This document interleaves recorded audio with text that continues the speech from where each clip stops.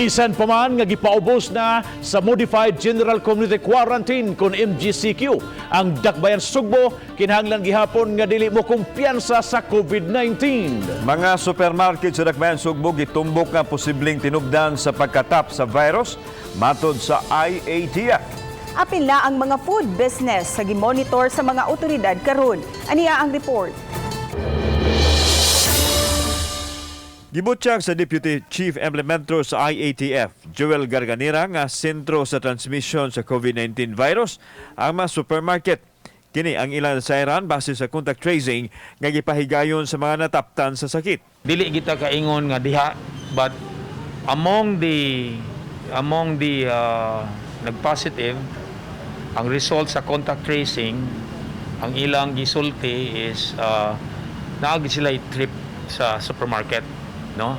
So that's around 60%. Suma ni Garganera, ilan nasuta nga wa motuman sa minimum health protocol ang mga taong musulod sa mga supermarket. Matod pa, wa matarong og sulob ang mga face mask o face shield busa sayon nga nakakatap ang virus. Gumikan ini gimanduan sa IATF ang tagduma sa mga supermarket nga magbutang og marshal aron mabadlong ang mga tawo sa sulod nga dili motuman sa health protocol. When we talk about the behavior inside the supermarket,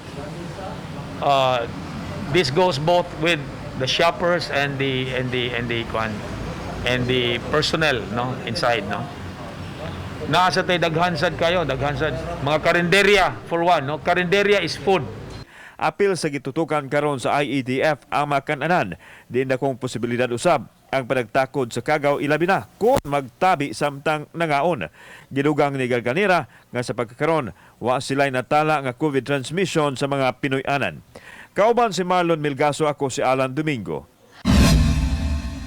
Balitang Bisdak.